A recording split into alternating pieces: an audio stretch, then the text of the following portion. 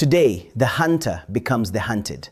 Colonel Brian Padiachi, the investigator who helped put General Dumisani Kumalo and a room full of crime intelligence generals in handcuffs, is now the one in the witness box, under oath, sweating every word. The Madlanga Commission wants to know, was this justice or a hit job? Lieutenant General Mkhwanazi says Padiachi lacked the skills and used his position to steer the outcome. And the referral that started it all, it came from a member of parliament, and it doesn't allege facts. It suspects. It suspects money being siphoned from the country's Secret Service fund. It suspects crime intelligence money being given to a former minister. Then the chair leans in and the armor cracks. It doesn't get better. Do you agree with me? I would agree with you, Chair. The Commissioner doesn't blink. It is hard to believe what you are telling us. Padiachi's answer? It does hurt when I know the truth. If you want the truth behind the headlines, hit like, subscribe, and turn on that bell. Let's go inside. It was brought to your attention that, amongst other things, General Mkhwanazi made allegations that IDEC is operating outside its mandate, and secondly, that you, Colonel Padiachi, do not have the requisite either experience as a detective, and you are a senior investigator at IDEC, and that three, those facts that he alleges are substantiated by how IDEC and yourself as the investigator have handled what I'll call the Kumalo matter, the investigation into General Kumalo that led to his arrest on the 26th of June 2025. You know the matter I'm referring to. That's correct. So it is in response to the specific allegations advanced against you that you deal so extensively with your CV, so to speak. So with Commissioner, the first matter, is that the one where you say 4 generals were arrested or 4 senior subs members were arrested? Is that the first matter? The first matter is 1 general. Oh yes. And two senior officers and a warrant, well, he was a warrant officer at that time. Yes. And then the general, was that General Kumalo? The first one? Yes. No, that was the CFO, General Lushaba. All right. And then the second matter, which one was that? The second matter was General Kumalo, General Lekalakala, General Lushaba, General Gabela, General Matondo, Brigadier Mkhwanazi, and Brigadier Ngube. That was the second. I want to just put it in context that General Mkhwanazi was fine with the first case of General Lushaba. He was fine with the second case of General Kumalo on the 27th. On the 28th, I was at Howick participating in a combat rifle competition, so my cell phone was on silent, it was off. During the latter part of the afternoon, this is directly after the arrest of General Kumalo, there were 2 calls that came, 2 missed calls, with couple of minutes in between, missed calls. So when I got hold of my phone, I saw missed calls, and I sent him a message to say that, General, apologies, I missed your call. I will contact you back. So yes. The missed calls were from General The missed calls were from General Mkhwanazi. All right. So what happened is that I sent the message, but it only showed 1 tick, that he didn't read it. So I carried on with what I was doing, and obviously it's a long day and whatever, I didn't follow through with that.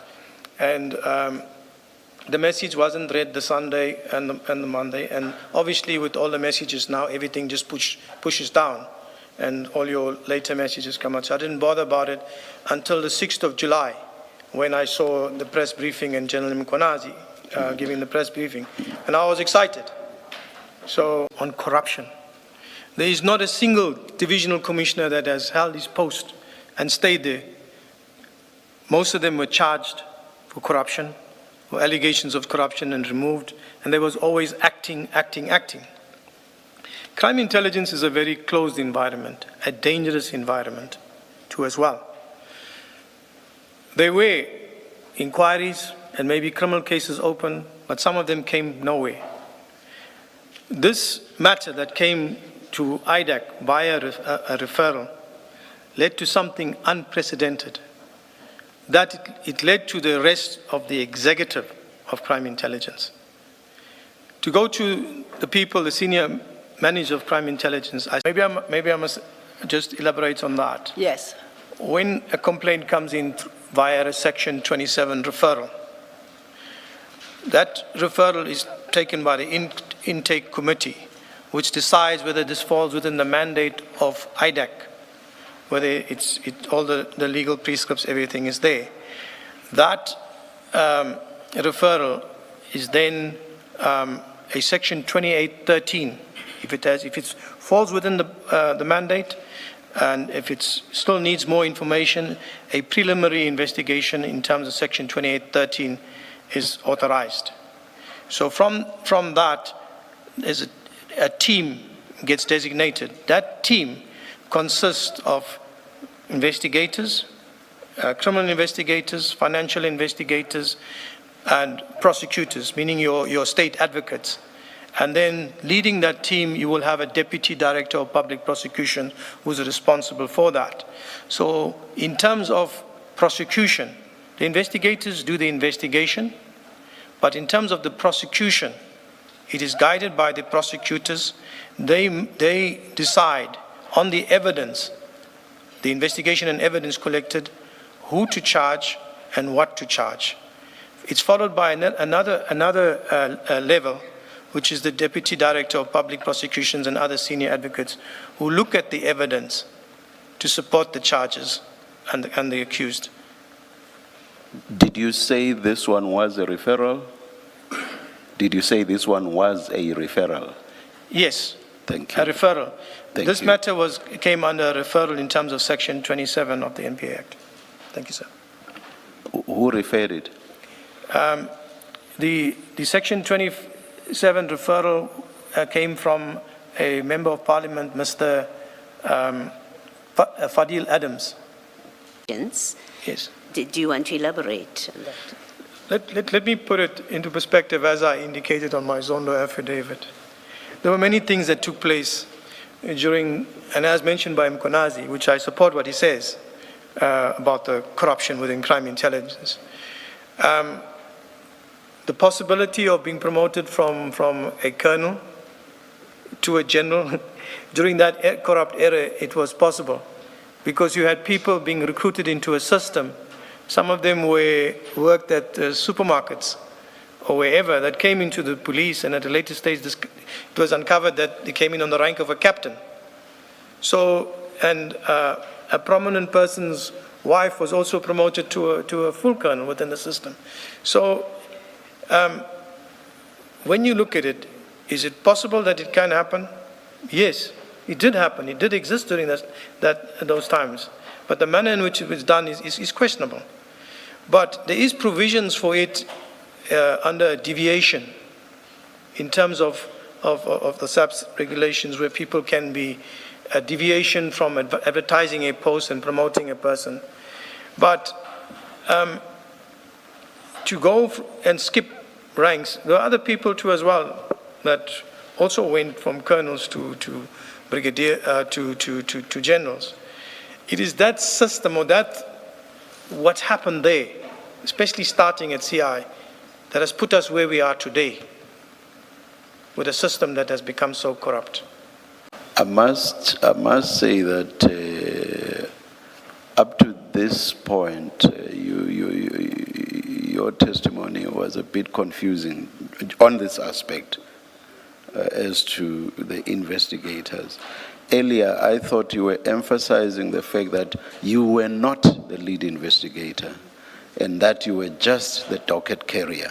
But in the end, in response to Commissioner Kumalo's last question, you now say you were both the docket carrier and the lead investigator. Yes, I know, I understand. Basically, you are contradicting yourself. Can you give us the final word?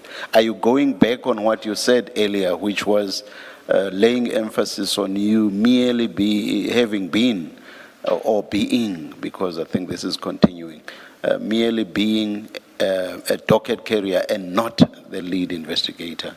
Are you going back on that now, and are you now saying you are both the docket carrier and lead investigator?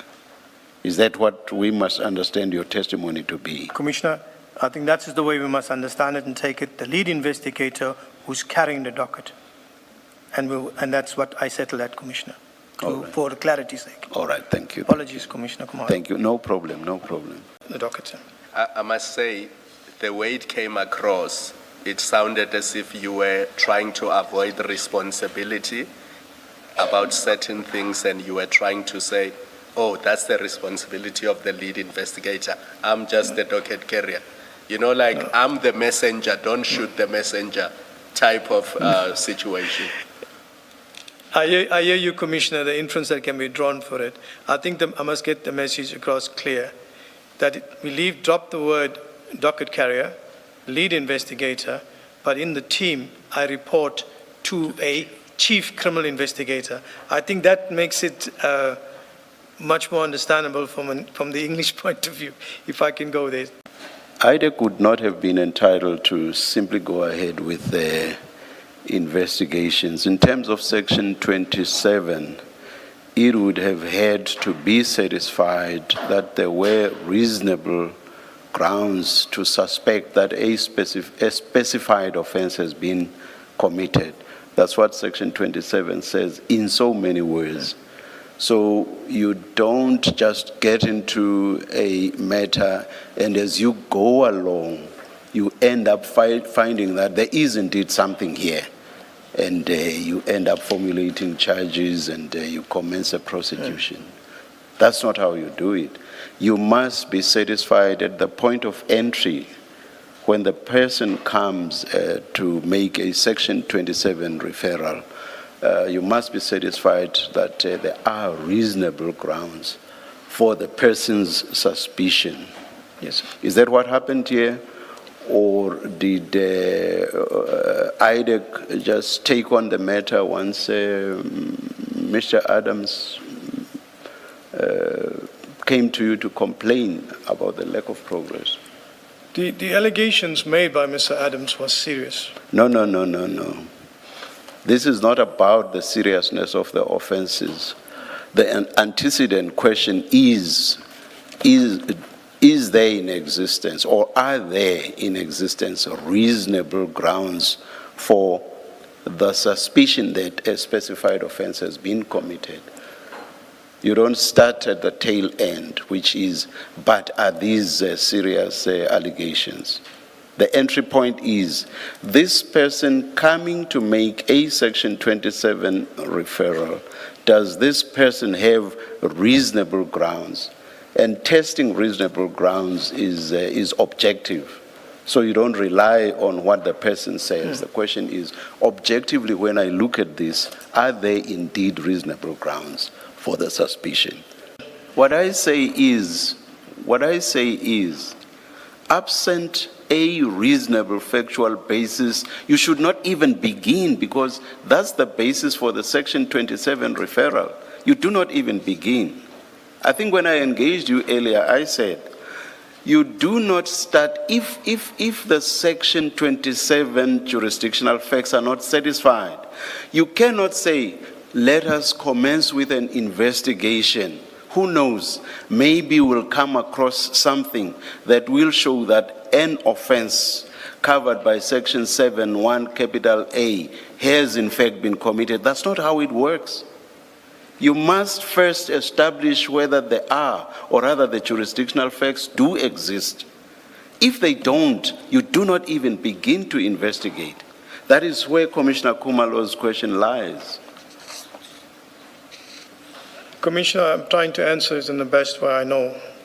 Yes. And I'm not trying to deviate from something. Yes. This is how I see it.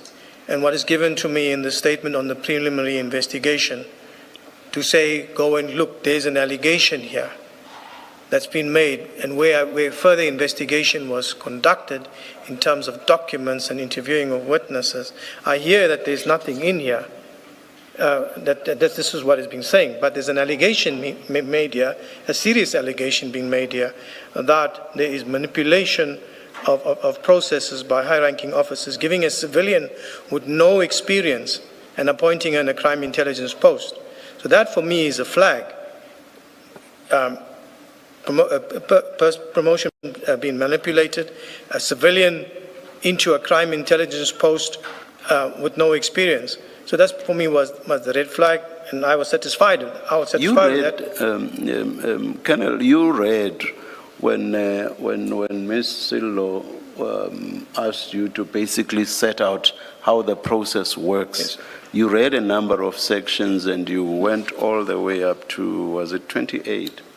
Yes, sir. Yes.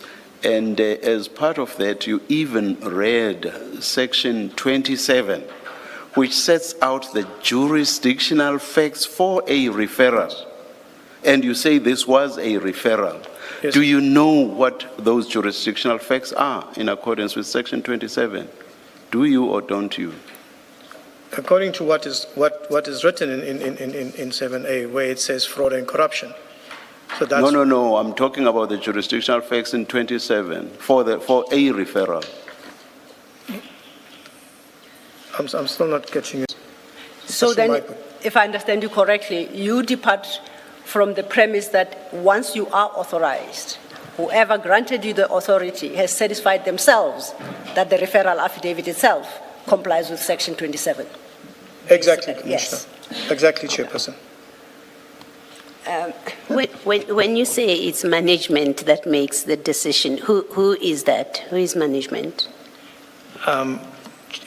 Commissioner? You say management makes the decision that this must be investigated. It's not you that makes the decision. Yes. It's management, so they have satisfied themselves. Who is management? Management will be the head of the office and her management on that level, Okay. like your committee or your management, which looks at, but it's the head of office together with her management Okay. that makes the decisions. These belong in the IDAC space. It gets sent, it gets authorized, it gets sent down to us on the ground level, and we take it from there. Okay, but the main person in that committee is Ms. Johnson. It's the Would head be of Ms. office. Johnson. Final decision lays with the head of office. What about that paragraph? It's an allegation that's made, but the Secret Service It's a fund. suspicion. It's not an allegation. It's a suspicion. He says, yes, Commissioner. my suspicion is this is what they are doing. He's not alleging any facts. In fact, he's not saying, I allege that they are siphoning money. He says, I suspect they are doing that. Yes. How does that paragate the Secret Service Fund? That paragraph 7 as it stands. That's a very low threshold. Remember earlier you were discussing with the chairperson about the threshold that triggers your investigation. It has to be there has to be a reasonable suspicion, reasonable basis. All he says is my suspicion is they're siphoning funds. He doesn't say why. Where does that suspicion come from? He doesn't say that. Why do you say this is the basis to investigate the Secret Service Fund? Commissioner, I'm finding it hard to explain it in a way that I understand it, and taking it from the document and my understanding of crime intelligence too as well. The Secret Service Fund is open out there for many years, for more than 3 decades. Yeah, And I'm going abuse to stop you. I'm going to stop you because my question has nothing to do with the historical operations of the Secret Service Fund, and I'm quite mindful that we've probably strayed from where Ms. Sillo's roadmap leads her. So I'm just going to make the comment now, and we can always come back to the discussion. You say this Section 27 affidavit is the basis for you conducting all the many other investigations, remember, beyond the employment issue. Remember, Commissioner Kumalo says Yes. the complaint is the employment, Yes. appointment, but you seem to have investigated. What about the other issues that are raised in this affidavit, the suspicions? You Yes. say well, we are conducting many investigations, and I even went to court and told the court that we are investigating many other cases, and I say, show us in this section 27, insofar as you are relying on it, show us which paragraph makes an allegation which finds a reasonable suspicion that funds are being siphoned by these particular people that are named, Kumalo, Lushaba, Madondo, and many of those who have been appointed. And I say, what facts is this man alleging to support his suspicion? And I'm worried that IDEC acts just on an expression of suspicion. Then you must have a very big caseload if your threshold is that low. I propose to you can only be dictated to by this affidavit. It's this affidavit that tells you what the suspicions raised are, and it's even just suspicions. So either in determining with your chief investigator the workflow and the various investigations that must take place, in that process, I still maintain that he should have shared, he would have shared this affidavit to give you insight into what the suspicions are and why you are having the investigations. Otherwise, then it's a team that's just flying blind. You are told about the Mukwele appointment. You don't see, and you are given that very terse A1 statement, which speaks only to that appointment. But somewhere there is a workflow that looks at various investigations, the detail of which you, as part of that team, do not know because you haven't seen the Section 27 affidavit from where they come. I want to refer you to paragraph 6 of this referral affidavit because I had a bit of a challenge working my way through it. If we start at paragraph 4, you recall we agreed that paragraph 4 speaks of manipulation of procurement processes and processes to appoint and promote. That's what paragraph 4 is dedicated to at page 513. Correct? Then I turn over at 514 paragraph 5, that then introduces Minister Cele and the appointment of General Kumalo himself. And there's an issue, a question, no, not an issue being raised, that he was appointed without an interview process and without having worked as a senior police manager in crime intelligence. So that's another separate, distinct issue. Then I get to 6. Yes. Okay, I get to, oh, I forgot. Sorry, I nodded. The transcript doesn't see a nod. My answer to that would be yes. Yes, thanks. Then I get to 6. And now that's where that appears to be what I would call, quote unquote, the Lushaba matter. That's what paragraph 6 speaks to. Paragraph 6, Yes. yes. But paragraph 6, then remember what we have just been discussing and what precedes paragraph 6. Paragraph 6 starts with the following words. The cover-up of the incident alleged took place at General Lushaba House, where his state property was stolen, is also concerning. What cover-up, do you know, and of what incident? Because it says the incident. What is in the light of your concession,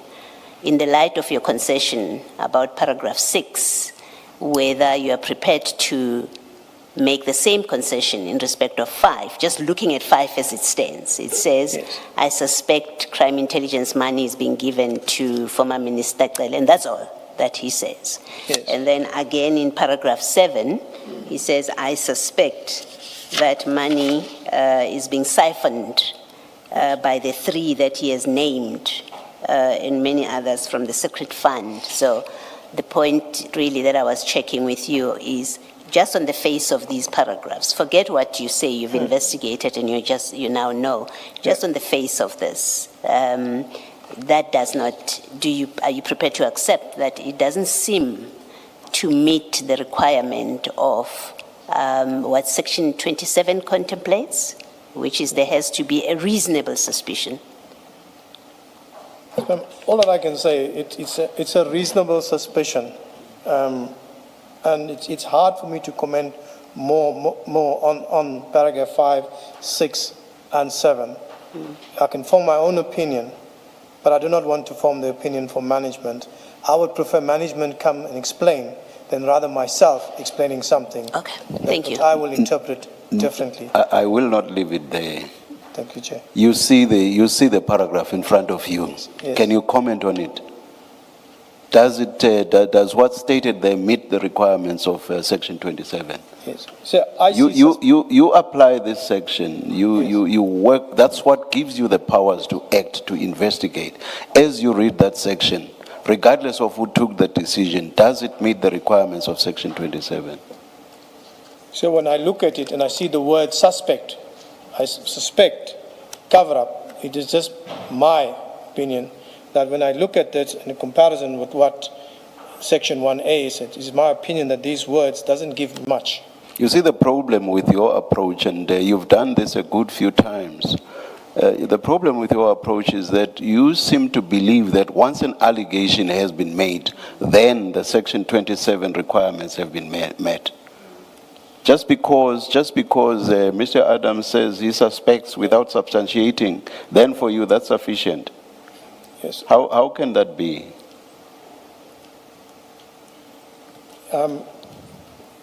Commissioner, maybe it is such that I see the allegation and I interpret it like that, and I've given the explanation as to why, but that's why The only explanation you give is that in there, a point is made that Mr. Adams suspects. Yes. And he suspects without substantiating. So my point is, it seems to me that once an allegation has been made to you, the requirements of Section 27 have been met, and surely that cannot be. No, that cannot be, Chair. That I understand. So again, I will ask you again, have a look at paragraph 5 and tell me, as you read it, whether you are of the view, the firm view, that the requirements of Section 27 have been met. Commissioner, when I look at paragraph 5 and 6 and the requirements. I'm asking you about 5 only. That's the last thing Commissioner Badoy was engaging you on. When I look at paragraph 5, because of the words used, and looking at the Act, I can say that... Bearing in mind that there's no substantiation at all. Sorry, bearing in mind that there's no substantiation, the suspicion that Mr. Adams is expressing has not been substantiated. Yes, sir. Bearing that in mind, are you saying that the requirements of Section 27 have been satisfied? No, sir. That's my answer.